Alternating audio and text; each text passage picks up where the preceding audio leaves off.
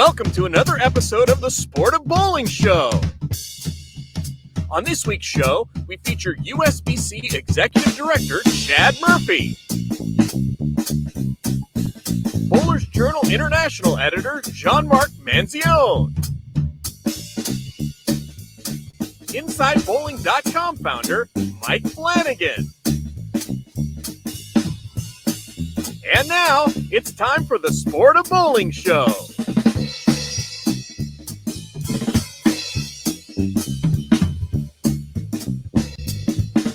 Hey there. Happy Wednesday. I hope everyone is doing well. Thanks for joining us. Looks like we're going to have a fairly big audience today by the looks of everyone filtering in. I appreciate everyone taking the time.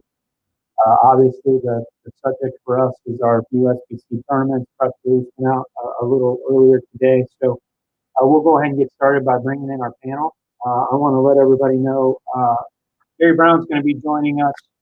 Who runs the managing director for the IBC Youth Department, USBC Collegiate.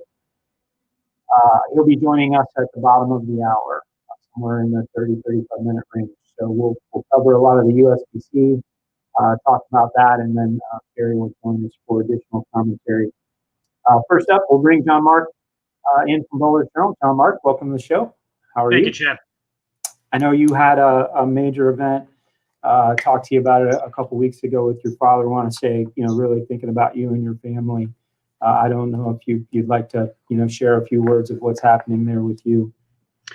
Well, thank you for mentioning that, Chad. I've got this photo up. I wonder if you guys can see it. Let's see. That's my awesome. Dad with me when I was maybe 1 or 2 years old, my first or second birthday. There he is.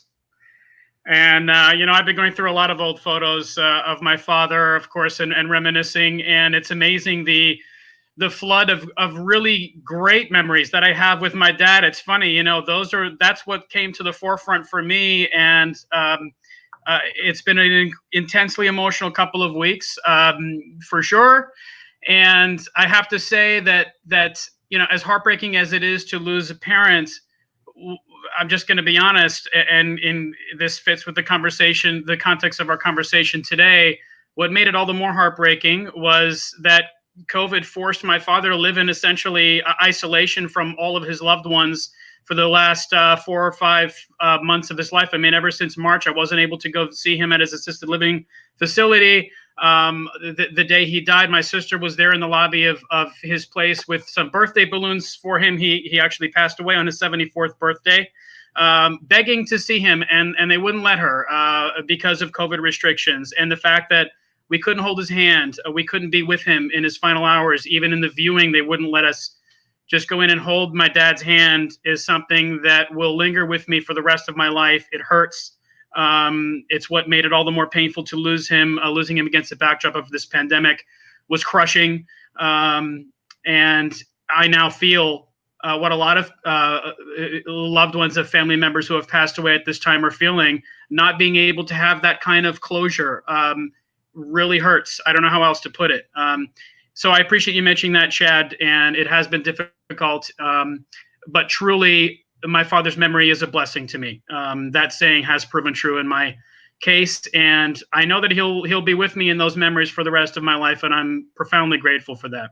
Yeah, thanks for sharing that picture and the perspective. I know there's still a lot of folks out there that question this disease, and I know it came into your home directly, but I was sent a screenshot of your Facebook post, and I did enjoy. But also really with a heavy heart. So thanks for being here today. I know you're going through a lot, but I do appreciate it. Mike Flanagan from Inside Bowling is also joining us today. Mike, how are you? Hey guys, doing okay. Thanks for having me here on the show. And Gianmarc, my condolences as well to you and your family on the passing of your father. I saw the status as well, and that had to be heartbreaking, buddy. Yeah, it was, and I appreciate that, Mike. Thank you. Mike, what's going on with you these days? It's been a few weeks since we've been together. You have anything you'd like to share? Yeah, obviously this has been tough times for everybody, and it impacts your business. And PPP and unemployment and things like that are there, but those things are starting to end. So our team at Inside Bowling is working on some new projects and things that we can do to control ourselves and looking forward to announcing those as they come out. We have a pretty big announcement coming on July 29th, so just stay tuned to Inside Bowling's social media, and you will find out about what we're doing. Yeah, he wouldn't even tell me about it when I just asked. He's more so good luck with finding out any information from Mike. But anyway, thanks for being here. Gianmarc, you want to give us an update on what's going on at Bowlers Journal? Well, I have to say, today's news that we're going to discuss is coming out right at deadline for the August issue. So we're going to be able to get it in there. We'll have a special report on today's news in that issue. We're going to have a whole pandemic update. It's an insanely fluid situation, as you and Mike both know. Just when we think we have a summary put to bed, 2 or 3 other developments take place. As has been the case in Nevada and California and North Carolina recently, the Illinois bowling proprietors. I mean, it's an incredible amount of news pertaining to the pandemic that has broken just as this magazine's going to the printer. So we're scrambling to get all that stuff in the August issue. And we have on a hopeful note, we are continuing our series on the class of 2020 Hall of Famers. And one thing that I hope will brighten up the news in our forthcoming issue is a feature on Carol Giannotti with some wonderful quotes from Cara Honeychurch about her contribution to the industry. And I think if people are going to like looking back on Carol's extraordinary talent and accomplishment coming from Australia long before Belmo did and making some incredible waves. So hopefully that's a bright point amid what has been, unfortunately, a lot of dark news in recent months for this industry, thanks to COVID. I look forward to seeing that. Obviously, I'm a big fan of Carol. She's a friend of mine and my wife's. Our relationship with her goes back a very, very long time, and including, watching her as a fan. So I look forward to that. I appreciate your transparency and the information, Gianmarc. I know Mike's not being as transparent, but we'll. I guess we'll wait till later on to find out about all of that. Hey guys, I'll talk about it at the end of the show, but I just want to stay out of the way because this is such a big topic here that I know everybody wants to see and take it very seriously. So I hear you. I appreciate it. I just wanted to give you a hard time. I'm going to make a opening statement, if you will, and then we'll do a Q&A, and then a little later we'll bring Gary in. He'll make a statement, some more Q&A, and Mike's going to manage the chat. We'll take some questions out of there, but obviously a little bit of a tough time with everything going in the world. Not certainly as tough as some of the families that have been impacted directly, but as many of you know, we've done everything we possibly could to hold the Open and Women's Championships this fall. But today we made the announcement to cancel the events. Also, all of our national tournaments through the end of 2020. We've been fielding questions for quite a while. More will come. Today's show hopefully will clear up some of them. But mostly they all boil down to the 2 questions we've been asking ourselves for the last several months. Can we run our tournaments with an experience that is worthy of their standing within bowling during this pandemic, and can we do it safely? The answer to those questions has now been made with these cancellations. We do not believe we can. USBC's mission is to serve our bowlers, and canceling the most significant events in the sport certainly is heartbreaking for all involved. Nevertheless, we have a responsibility to consider the health of our members and, even more importantly, their communities when you really think about it. Given the increasing spread of COVID-19 in several states, along with constantly changing guidelines and travel restrictions, we sadly just do not see a responsible way to conduct the events nationally in 2020. We certainly aren't scientists or doctors here at the campus, but we do believe we have done what we can to try our best to operate the events. In the end, the virus itself is making many of these decisions. I do want to point out, though, and to be specific, while USBC national events are canceled, bowling certainly is not shut down for 2020. USBC is confident competitive bowling can take place locally, and we are seeing many proprietors taking proactive steps to responsibly host leagues in accordance with local guidelines, including tournaments. Those steps will help leagues begin and tournaments to take place during the rest of the summer and into the fall. Our hope is that conditions improve to allow national events again in 2021. We have full confidence in our local proprietors across the country and also our friends at BPA to help with the process. A lot of the travel restriction and crossing state lines and those types of things are where it becomes more problematic. Teams registered for the 2020 Open and Women's Championship may request to have their payments rolled forward to 2021, or they can request full refunds. Individuals who have submitted entries for any USBC short duration events, Masters, Senior Queens, Super Senior Classic, will be refunded in the next couple of weeks. I'd like to take a second and thank a few people. Our tournament team has worked hard over the last several months to attempt to hold our events. Greg Moore, Dwayne Hagan, James O'Connor and their teams, everybody involved in their teams have been a blessing for our association their entire careers, but no better work has been done in support of these events than this year. When you think about where we were at planning for the event a year ago, started taking registrations a year and a half ago, really, and then moving it forward to postponing, then postponing again, and now canceling and moving everybody around and making it work again. No better work has been done in support of these events than this year. I thank them for their effort, their dedication to our members, and look forward to turning things back on after the calendar turns from 2020 to 2021. We do very much believe and hold a high level of optimism that we will be able to operate by then. Our health professionals in this country and around the world are working hard daily on medicines, including a vaccine, and things look promising. If you follow it as closely as we do here, if you follow it as closely as we do here, we're very much looking forward to seeing everyone at our events starting in January. Personally, I'm very much looking forward to Bowl Expo next summer. We will just have had our convention. ITCs and ISCs just crowned new champions. The PWBA will be back up and running full steam with Junior Gold a couple weeks out. I can see it. We believe in it. And tomorrow we'll start to work towards it. I hope everyone out there can see it too. Until then, here at the campus, we will continue the effort that takes place any other year in supporting our leagues and the membership as they floor. Equipment Specs Department will keep pushing forward, and our rules team will continue to manage the ongoing disputes that take place around the country. The world moves on locally and at the state level. Everything from youth development to association service, including our enhanced media efforts, all will continue to service bowling. We'll also continue to manage the COVID world and look for new ways to operate safely within it. We worked very hard on a document that has changed just about every day over the last 2 months, and obviously we'll still need it into next year. I just close by saying thanks to our board of directors for having the vision to see the danger here and make a decision that aligns with the health of our staff, our members, and our athletes. So again, that's the decision.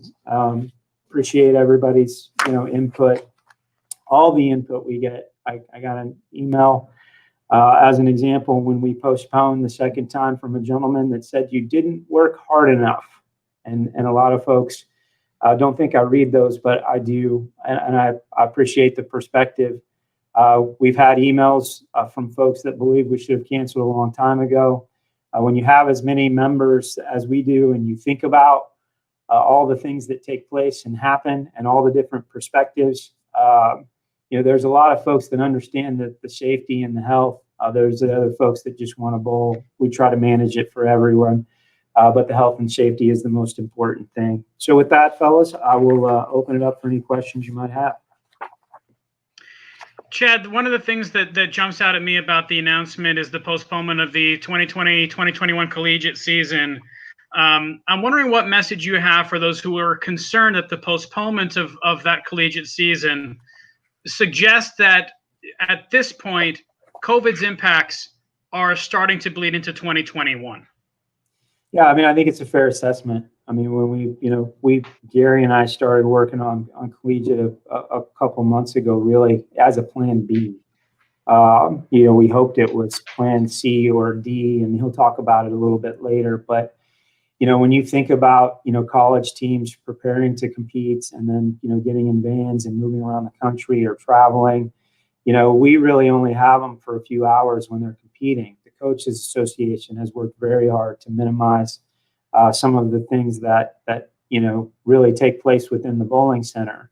But the risk is really all the things around it. And so I think it's a fair thing to think that these things will bleed into 21. But really, if you really pay attention to it as well as we do here, and I would also say, and people are going to be really surprised by this, Jeff Riggles has done an amazing job of following this piece of business over the last few months. He's hooked into news networks all over the country. If you really think about and follow all the different news outlets, these things are just obvious. But one of the things that has really stood out to me over the last few months, when you think about the cases, hospitalizations, and death rates, the hospitalizations are certainly escalating. The cases are escalating. The death rates got really, really small, and they are now escalating. So we'll see what they do, over the next several months. But I think there's been a huge strides being made in terms of medicines and the way to impact this terrible, terrible situation. And so we think those are going to continue to progress over the next few months. And we think that 2021 will be ready to roll, either through a vaccine that comes later in the year or just in the ability to keep those death rates low and the cases down. And so I hope that helps with the question. A quick follow-up to that, Chad, just the morale of collegiate bowlers. Here they are, those who are not seniors. I mean, it was bad enough for them to have their championship season taken away from them by COVID-19. But those who are returning in the fall, they lost their championship season. Now they're being told that their next season won't start until next year. What just message do you have for those collegiate bowlers who are demoralized by today's announcement? Yeah, hang in there. I mean, there is no good answer. I think that's the hardest part about this, and I appreciate the way that you went about that question, because there isn't a solid answer. It's hang in there. We're going to do everything we can to, and again, I say we're going to do everything we can. There's doctors all over the world working on a solution for us to allow us to operate. If you think about the larger world and what the Ivy League did, and what Travis County down here in Texas did last week, what schools all over the country are doing in thinking about opening up, we've been following that too. And so there's just going to be a lot of these schools that really aren't available to compete. And we want to have an experience in a robust competition that allows everybody that's within our network to be a part of it. And we think the best way to do that is to start in January. We certainly could have looked at October or November, but even some of the schools are pulling back their December, in-school experience. And so all of that's going to become very real and apparent over the next few weeks. And so I would just encourage everybody to keep following it. Gary and the youth team, Brandon, will be working with the coaches and the schools directly on a plan to get as many tournaments as we can in as possible, and then still crown our championships before the school ends, or maybe just after. I'm not sure how that will all work out. Hey, Chad, it's been a little while since we've talked here on this show, and I remember back when this first started going down. You guys were taking the steps and making decisions there and meeting with your team, and you were complimenting your team on how hard everybody was working, and we're hearing that again today. And we do appreciate that from just, being a member and all the work you guys have been doing. I guess the question I have for you here is, you guys decided that September was going to be, or October was going to be the time frame where we were going to get the tournament back going again. And then now we have to make this decision here. Did you really think when the decision was first made that you guys were going to be able to get this thing off the ground? And what happened internally that made you make this decision to say, no, we got to cancel all events until 2021? Yeah, I don't remember where we had that show where I was talking about the COVID-19 document, but I know it was a long time ago, and here's why. That document was in legal, and we believed that we were going to go to market with it about 2 weeks later. And 2 weeks later was, generally speaking, kind of the end of June there, and that's when really everything started exploding in Arizona and Florida and down here in Texas for sure. And if you look at what's happened in the southern U.S. and it's starting to push up, we made changes to that document. We made changes again. The landscape in Nevada has changed too. There are governments that have been rolling back their phases. And so when all of that started happening, the most difficult part about this is that once those phases started to be rolled back, there's still a process where they have to take weeks to open back up. And so this really is, 6 or 8 weeks away before something changes. And so then we tried to wait it out. We changed the document again. We're ready to go to market, but it just hasn't trended favorably. So really this decision in as much is tied to, what's going on in all these states. And the other piece of it, and we don't have an answer for this, and I'm not suggesting that we do. But the travel restrictions, you'll remember when they started out, they were really, really small. There's 16 states currently, I believe, as of Friday, that have Nevada on their list. And so anybody coming to the event and then going back, technically has to do a 14-day quarantine. And so if you bottle all that up, we had internally, when we moved the tournament from the summer to September 12th, we had made the decision internally through a process that we went through with our team that July 12th was the decision time. And then last week, there we are trying to talk ourselves into extending the decision of a self-made deadline that we were thinking about extending. But we took it to our board last night. They had a lot of dialogue and discussion, but at the same time, all of those events collectively are what led us here. There is some positive, and I want to, if you look at what is behind those travel restrictions, which is the positivity rate, and if you go to the CDC's website and you look at what they're saying about the trends of the positivity rate, there was some light, and it comes the first part of September. But if you get real deep into what they say, it's all dependent upon how society accepts the masks. Yeah. And so, so far, that hasn't happened to the level where folks like me would hope. But Mike, I don't know if I'm answering your question. I'm trying to give you enough, but literally from mid-June until now, things have trended just so far away from us, where we did an exercise with our team at that time. And Jason Overstreet, who's obviously a buddy of mine now, we've been working together for quite a time. We went around the room and said, hey, what percentage do you believe in that we will be running this tournament? And everybody, and I say in the room, it's like this, it's virtual, we're still working from home. Everybody in the room was between 75 and 90%. We did that same exercise Monday morning, and 30%. And so there's process. We went through it, but all those things, collectively together led us here. So I want to talk about speed for a second. If you're telling me that last night the decision was made by the board, and then this morning you have a release immediately, and now we're doing a show, that's pretty quick speed there. Yeah, we took, and this happens a lot, we took outcomes to the board, right? So we were ready with PR to go with extending the decision a month. And when they made the decision to cancel, we gave them the PR around it at that point. And so on any real decision that we go with the board, we essentially take them options, and then they make the decision so that we can, communicate to the marketplace as fast as we can. But I sent an email to JO just Monday morning. We had a meeting with our team tournaments Monday afternoon, and finalized all the press information yesterday before the board meeting for whichever outcome. We would have still been having this show, but we'd be talking about the reasons why we're going to wait a month to make it. Whereas when the decision was made to cancel, we just turned that effort on. Yeah, one more for you here. Take the business side out of it. How's your team feeling about having to do all these cancellations, and what's the overall morale there at the campus?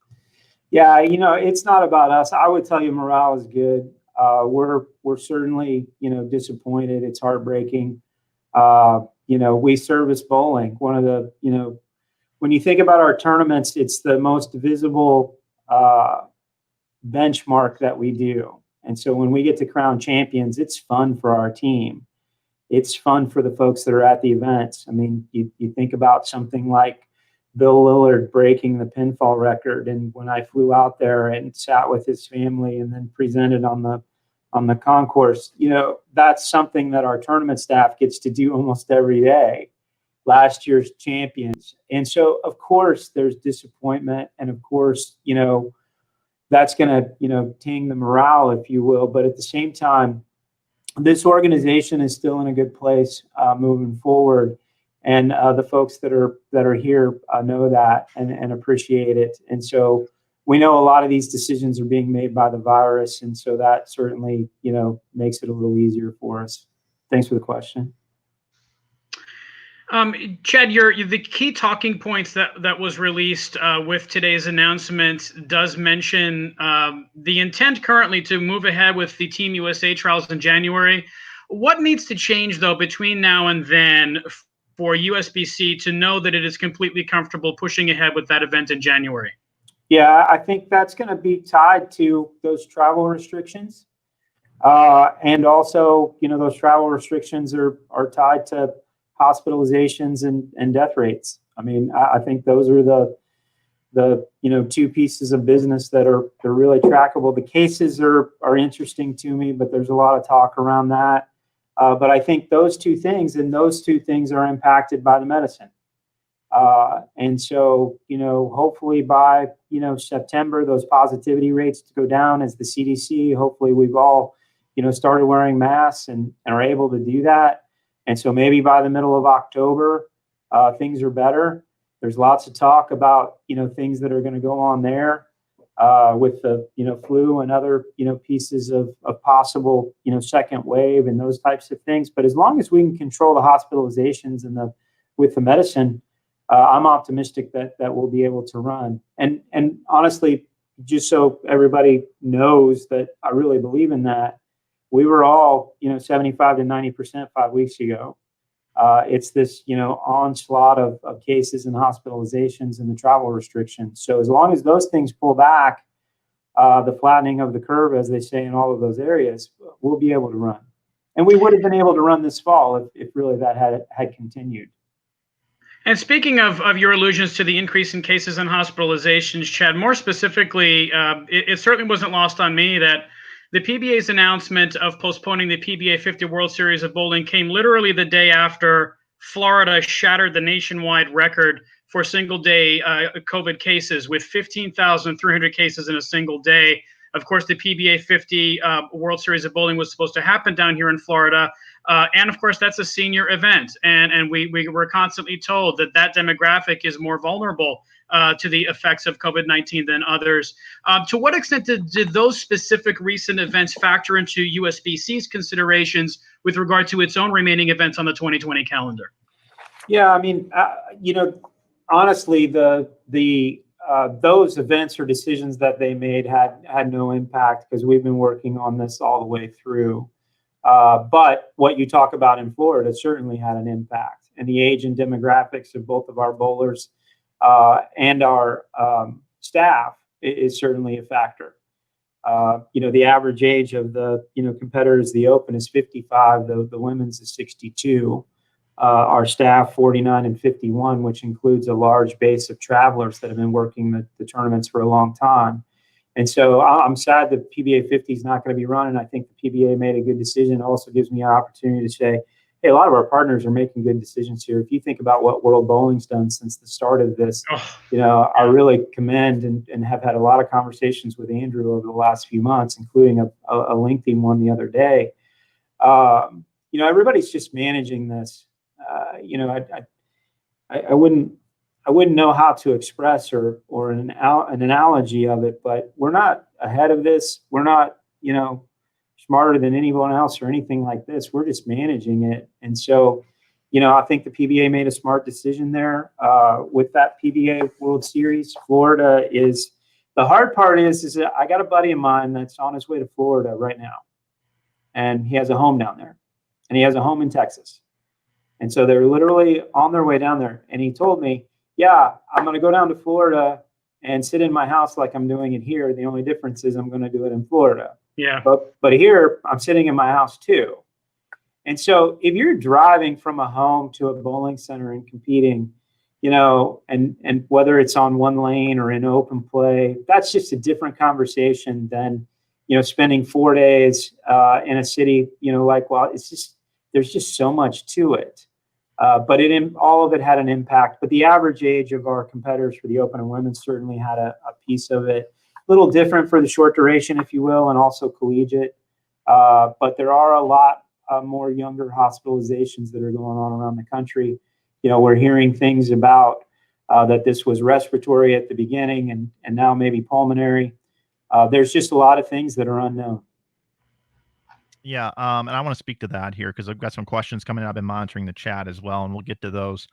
But you say here in the release that while USBC national events are canceled, bowling certainly is not shut down for 2020.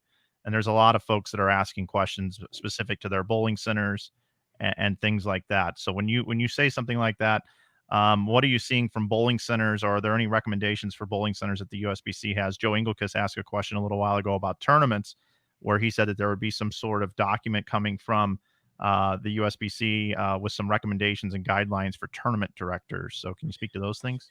Yeah, we still plan to release the documents that we were going to release quite a while ago. And it'll probably come next week. And so be on the lookout for that. We're obviously, still making some changes. Locally, I think things can run as long as you're within your guidelines. And I think everybody can do that. I really believe that. It's when you start crossing state lines and regional events and those types of things that are a little more problematic. And again, if I were getting up and taking my kids to a bowling center that's not far from my home, and we bowled on one lane or a pair, if I was doing the same thing in a tournament, wore a mask, I just think that there are things that make those things possible. But of course, after the protocols. And again, if you're doing that and going back, it's just a different conversation. But as for leagues and centers, that's the biggest priority for the industry now, is to get our centers open back up. The North Carolina and Illinois are both, proceeding with lawsuits. Michigan has been involved. We're still kind of a resource when they need it, supporting through BPA so we can all speak with one voice. I think BPA has done a wonderful job with the way that they've operated and helped the centers to do that. And we're here as a resource as well. We also really look at league versus open play very different. We think that we're being treated a little bit unfairly by the governors of some of these states and how they're looking at bowling versus some of the other things that they're opening up. If you think about a league, we all bring in our own equipment. We all compete individually. But the belief, that everybody's using a house ball and house shoes, just isn't true. If anything, a adult softball league, where somebody's sharing a bat is more dangerous than someone bowling in a league.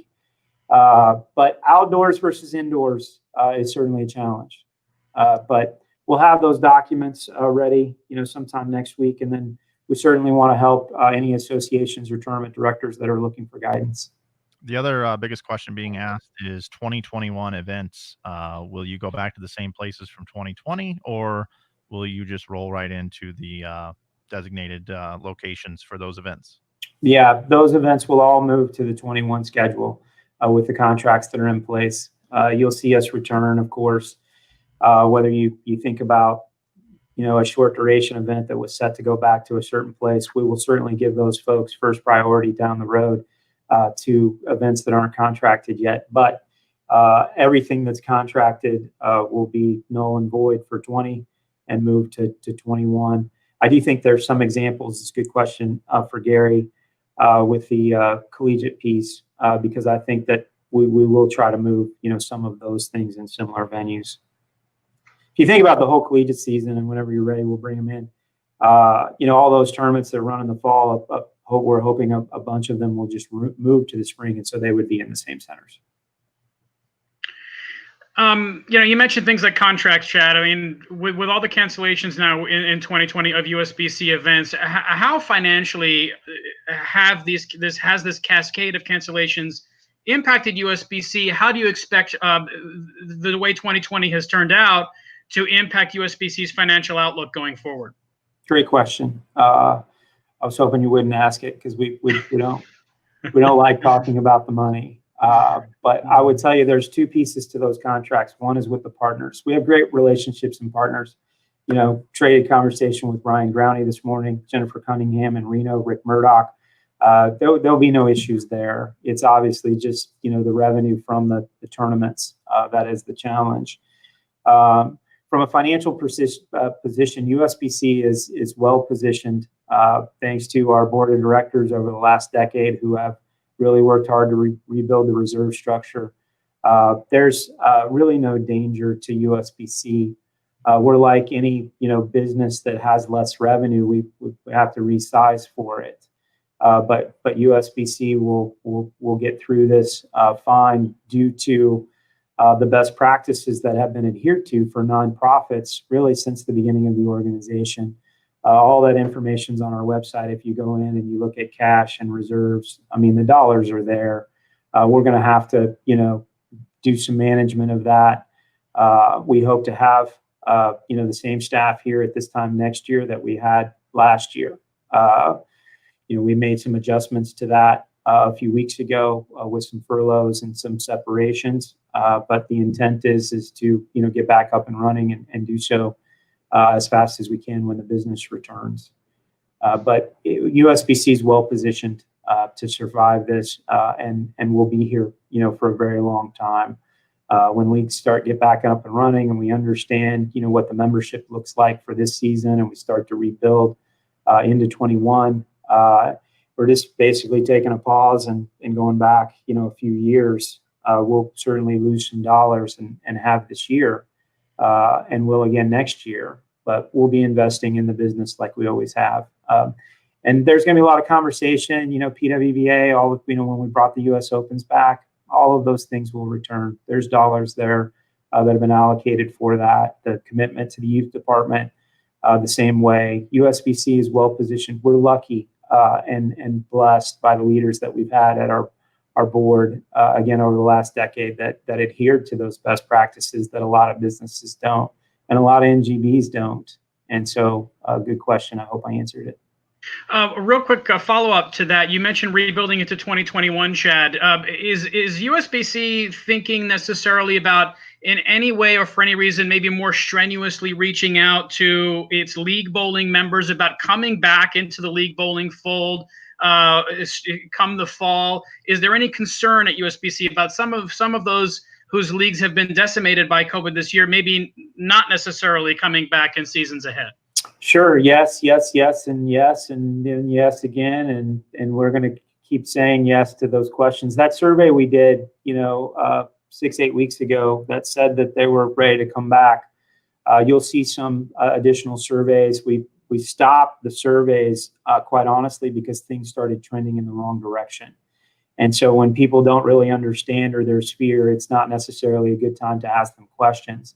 But as these positivity rates go down, we'll start to ask us some additional questions. And so we'll get a better understanding of it then, and we'll publish the results. That being said, the centers opening, to me, are really the challenge to that. We really believe that everybody well, let me say it this way. All the great things about bowling that were there before are going to be there after. That's just the fact. So everybody that wanted to bowl in a league and did, we believe will come back. But getting the centers open in Michigan and New York and up in the Northeast, you think about that, California just shut down again. And so when those centers open back up and when those leagues come back, which in a lot of places they did, but there'll be a decline. I don't think that there's any reason to think that there won't be a decline. But yes, we will be communicating effectively, often ad nauseum to some folks, probably starting mid-August through whenever those centers do open back up and we can, campaign, if you will, to those bowlers coming back to our leagues. I got some questions coming in too regarding nothing with what we're talking about here, but weight holes, the weight hole rule. Some people want to know if that's still going into effect. You've had a couple of years to prepare and plan for that now, but because people wait till the last minute to do anything most of the time, myself included, maybe they won't have a place nearby that they can get their bowling ball plugged or whatever. So are you guys doing anything to change that? Yeah, no changes to the weight hole room. We looked at it at the equipment specs committee, got together and talked about it a little bit. But honestly, if you think of all the folks that were proactive in making that shift to then move it back for the folks that weren't proactive, we just didn't feel like that was the right answer. So weight holes are a go for August 1, or excuse me, no weight holes are a go for August 1. Okay, and then how are you handling the process of being able to roll people over from the tournaments in 2020 to 2021? When will they be able to start going through that process? You can reach out to the tournaments team today, and they'll, we've been through this a couple times already. As an example, we have 6,600 teams signed up for the Open Championships next year, which is enormous, but because of the rollovers from this year. And so I like to say it's a pretty efficient process, but there'll be a large backlog in the queue today, and tomorrow we'll start digging through them. But it shouldn't take more than a week to 10 days, and most will be covered in the next few days. First in, first out, obviously. Also had a question here regarding the averages appearing on bowl.com and within the app from last season. A gentleman says that that's taken a little bit longer than normal. When that will be done, or if that's even factual?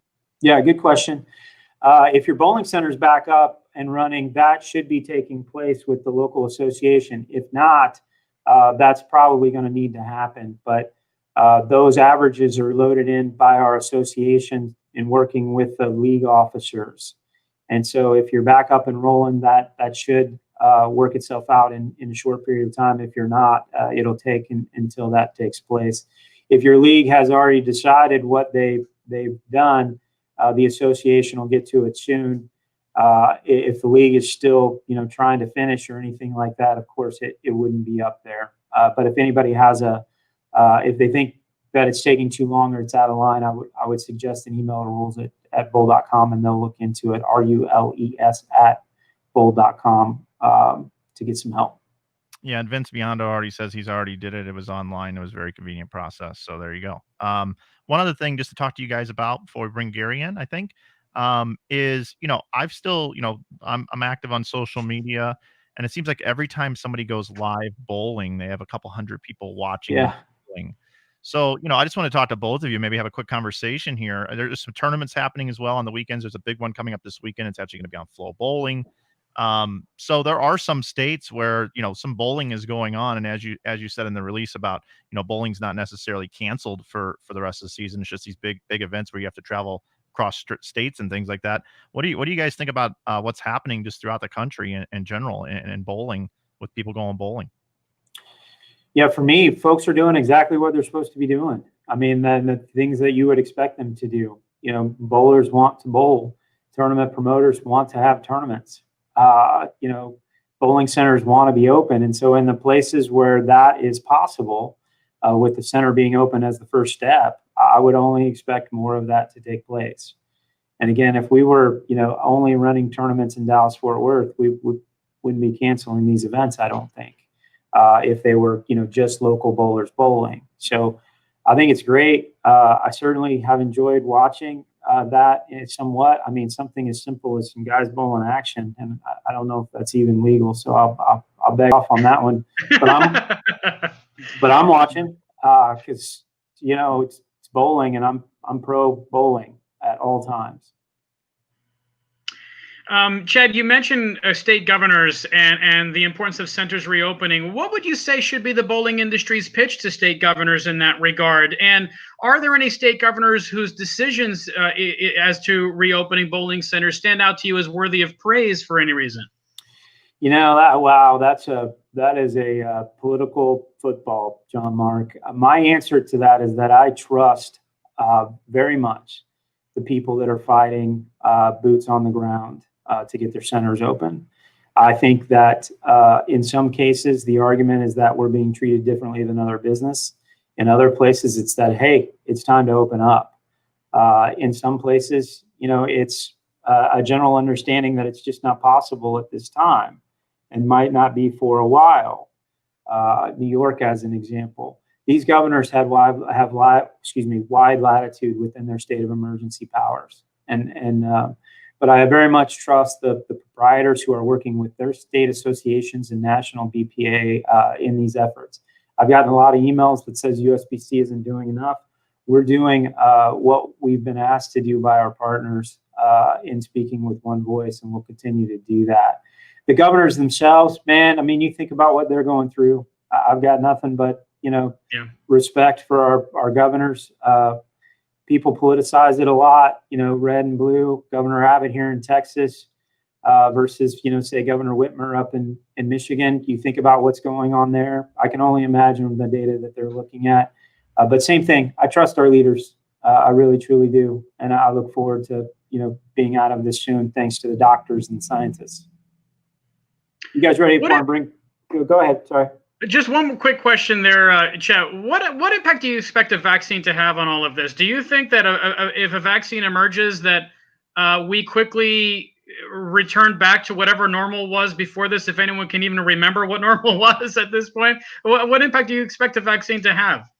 Well, it's hard to believe, for me, that this pandemic isn't going to be, or this virus isn't going to be with us for a long time, but it would be minimized, right? I mean, it would be smaller, the effects, the deaths, the hospitalization, the cases by a vaccine, if a vaccine's even possible. But, I'm not a doctor. I read way too much, both sides of the argument, because I just want to be informed. But, doctors are like anything else, they want to be good at what they do, and so they research, and they're seeing things when these patients come in, and they trial and error, and you think about all of that. The vaccine itself, I think they're just getting better at treating it, and I think that will continue. And so, does it turn into something like the flu? And I want to be clear, this isn't the flu, based on my knowledge base. But does it turn into something like that that's with us, but minimized, so we can get back to doing what we do? But what that normal is, Gianmarc, I don't know, because What was normal? Does anyone remember? Yeah, I mean, we're never going to be the same, and in a lot of cases, we're going to be better. I think there's going to be a lot of good that comes out of this, but a lot of bad and pain and distress, to make us better. But I do believe in those better days. And that's in my belief system. You guys ready to bring Gary in? Yep. All right. Gary, come on in here. Sorry, we probably went a little long, but I don't think anybody thought this show would only be an hour today. So we'll just keep motoring. For those of you that might be watching that don't know Gary, Gary's managing director of IBC Youth. When I had the fortunate event, we combined the youth departments a number of years ago. I don't even know how long ago that year that was. Gary was a central part of the success of that department. He's been at USBC Collegiate prior to that for a long time. He started out in the rules department here. He's USBC. He sits on my executive team. I love him to death. I know this has been a tough time for you, Gary, your team. Not to mention even going back into the spring where we had to cancel it to begin with. But I love you, buddy. If you've got got an opening statement, and then these guys will pepper you from there. Yeah, sure. First, obviously, Gianmarc, sympathy with you and your family and what you're going through. We're definitely thinking about you. As a person who lost his mother several years ago, I know what you're going through, and obviously feel for you in this case. So we're all thinking and praying for you and your family. Thank you, Gary. So I got a brief opening statement to kind of lead off for the collegiate bowling. As a collegiate director for the last 12 years and being part of the collegiate bowling family since 1993, these past months have been very difficult. These decisions being made are not easy.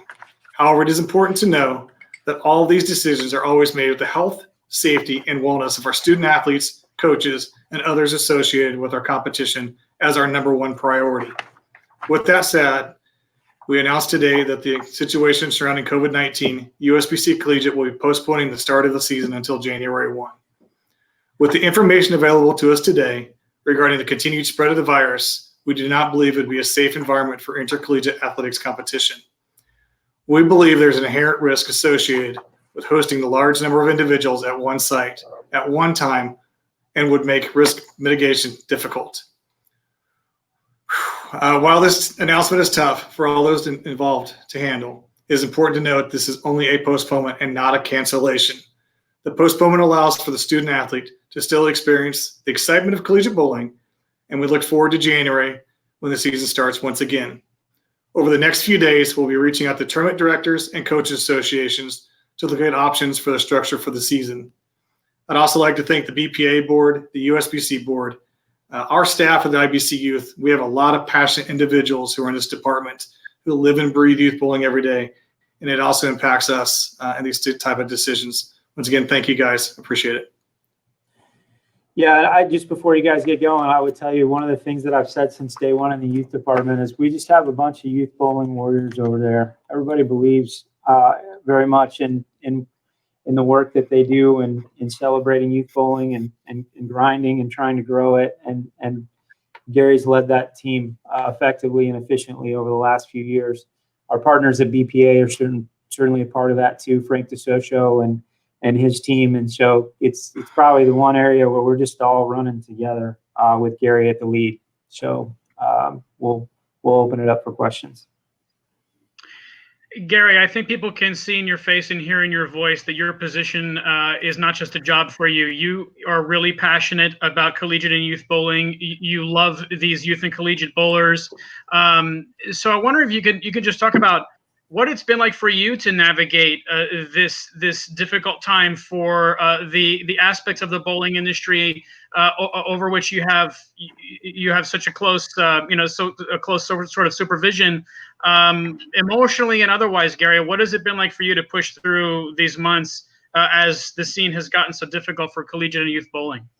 I mean, it's been challenging for all of us. It's not just us. It's about the kids, the student athletes, the schools, the coaches.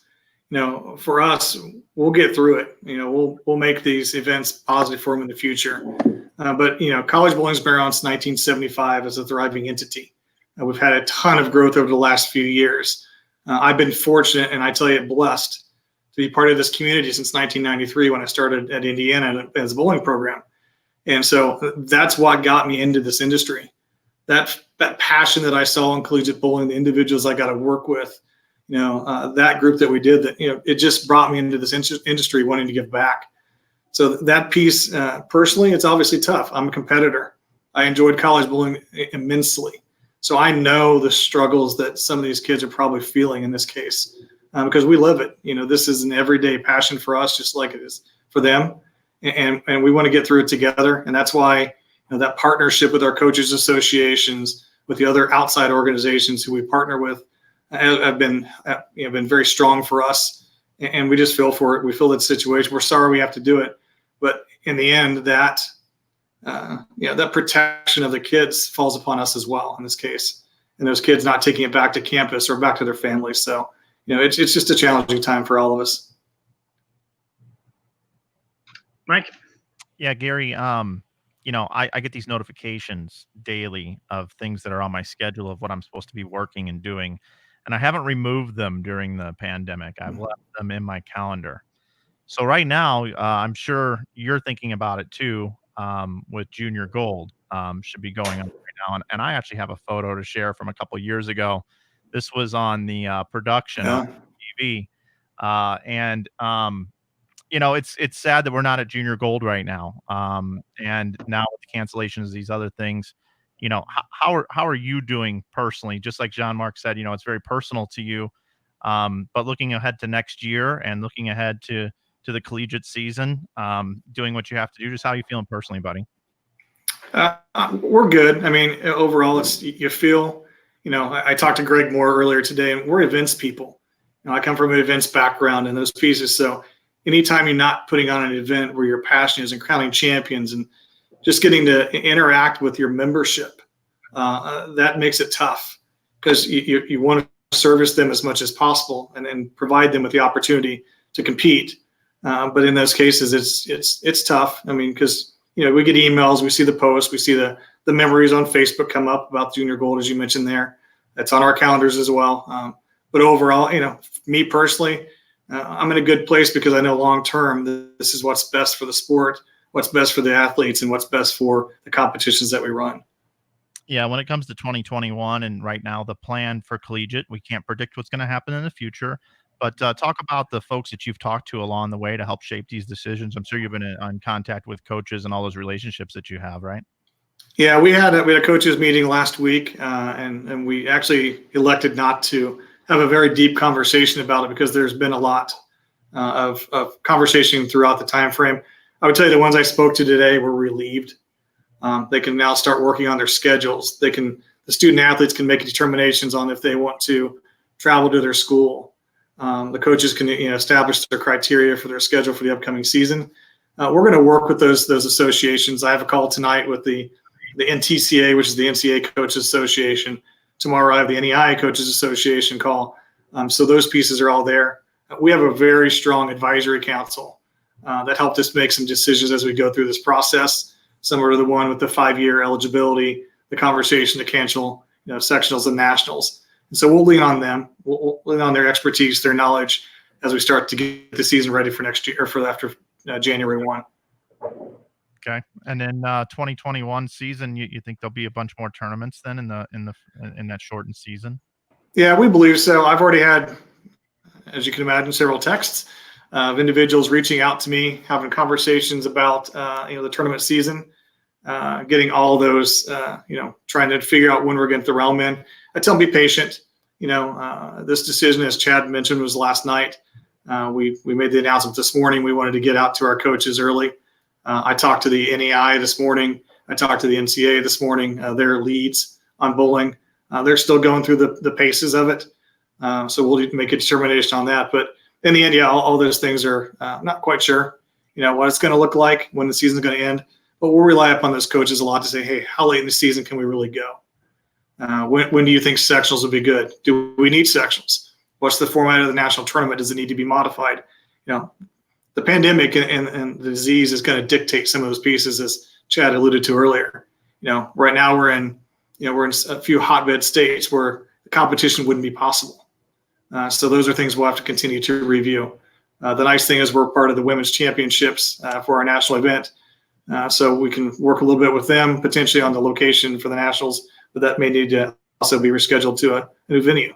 So all those things that Chad mentioned, contracts, all have to be tied into this for the season. The key talking points with today's announcement, Gary, also mentioned that the IBC Youth Development Team is working on conducting virtual seminars for the USA Coaching Program.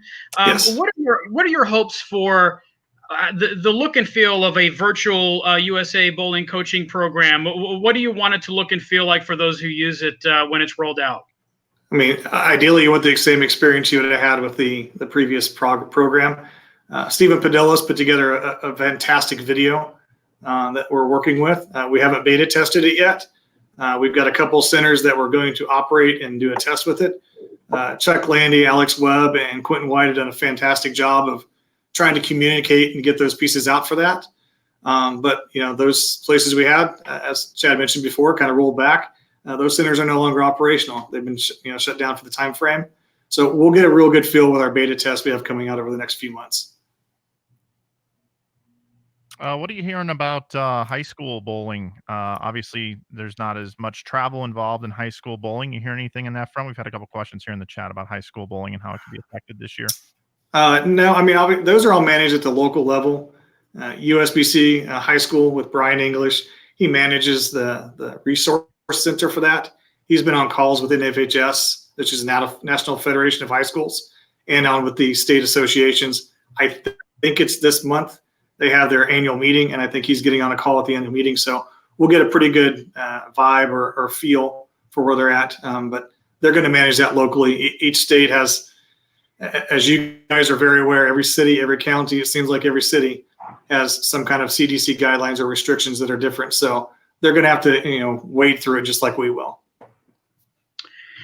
And in tandem with what you just said, Gary, it seems as though to some extent every school has its own different idea as to how to approach the coming fall semester. Are they going to have classes remotely or in person? And of course, their decisions in those regards are going to impact their athletic programs. How important is it, Gary, for you to keep tabs on what one school to another is planning on doing with regard to the fall and spring semesters, trying to push forward somehow against the backdrop of a pandemic?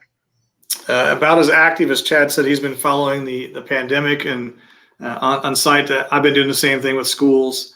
That's part of the reason for the decision-making process is, some schools are going all to e-learning, so the student athletes may not be on campus. A lot of schools, if you do the research, are ending at Thanksgiving time and can't compete from Thanksgiving to convert Christmas time. So that schedule that they're creating also did a little bit of dictation in some of the decision-making process for this. But in the end, we're going to follow it.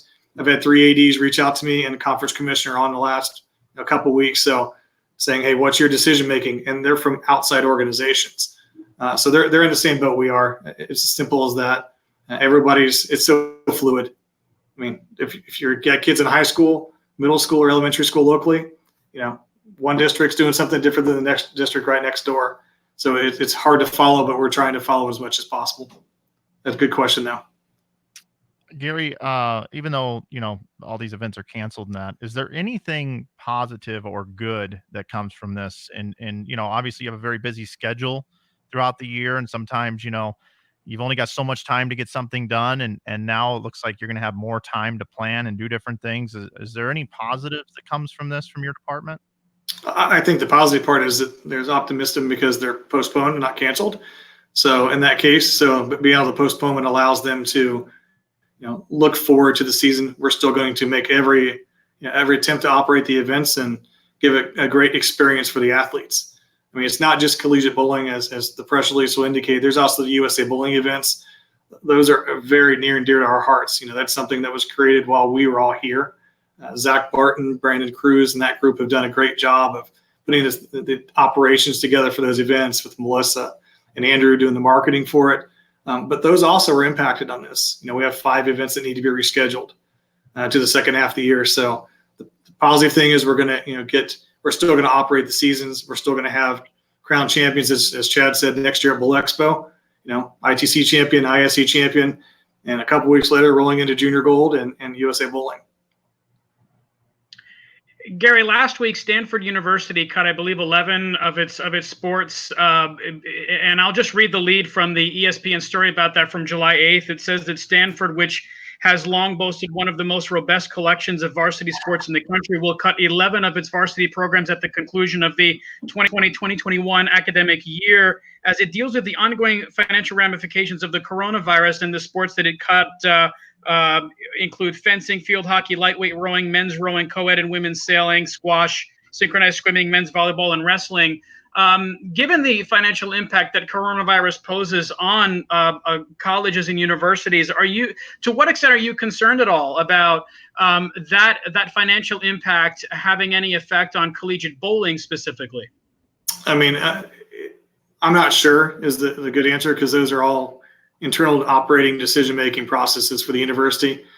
We can tell you that so far we've only seen one school eliminate bowling, an NCAA program eliminate bowling for, because of the pandemic.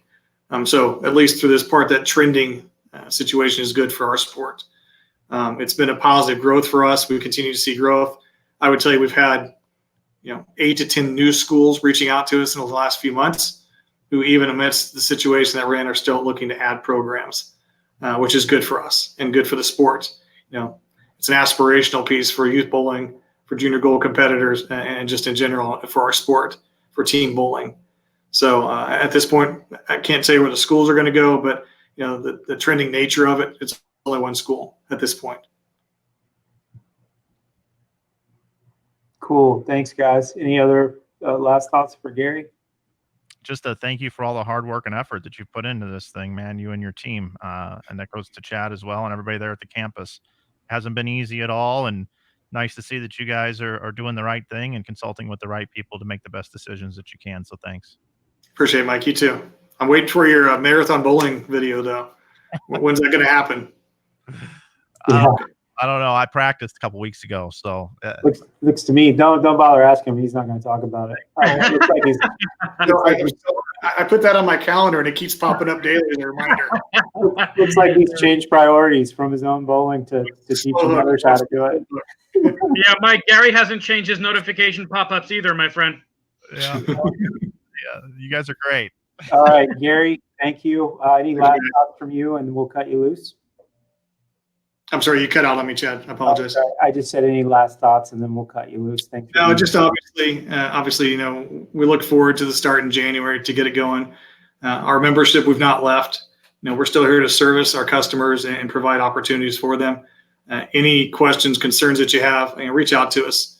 We're here to help build bowling, help service the youth, and provide any opportunities we can. Awesome. Thanks, pal. I'll see you later today. Yes, sir. All right. Appreciate you guys. Anything that you would like to discuss further before we? I would just like to mention, Chad, that while COVID-19 has truncated seasons, canceled seasons in competitive bowling, I'm really proud to be able to say that the August issue of Bowler's Journal is going ahead with the 82nd edition of its BJI All-American teams. So sure, we've had COVID do what it's done to competitive bowling, but we have 15 greats who still found a way to bowl their way onto these All-American teams. We have a men's first and second team. As always, we only have a first team for women because there were just 7 events from which to gather stats in consideration for the nominees. And I have to say, and I think readers will find this themselves when they look at our picks, the truncated seasons have, I think, created this situation in which the most dominant players of our generation are the ones largely who made these teams. It's interesting to me that with fewer events, fewer opportunities for the broader fields to contend for titles, you have some really familiar names bunching those titles up together and making prominent charges for a spot on these All-American teams. So I'm really happy about that, and I hope that our readers will be too when they check that out in August. Yeah, thanks for that. I just want to say, that's the other thing here is, we canceled the Masters and obviously our wireframe for PWBA. All those folks that would have been competing, we're still thinking about them. And we know that's a hit. They certainly want to compete, and we want to do it when we can do it safely. But I appreciate that you're going to celebrate them in the manner in which they deserve and need and should be celebrated. So I think that's great, Gianmarc. But to that group too, know we're thinking about you and want to get back up and running soon. Mike, you have anything else for me? Not really. I really wasn't looking forward to today's show, with the news that came over, last night to us and to everyone else this morning.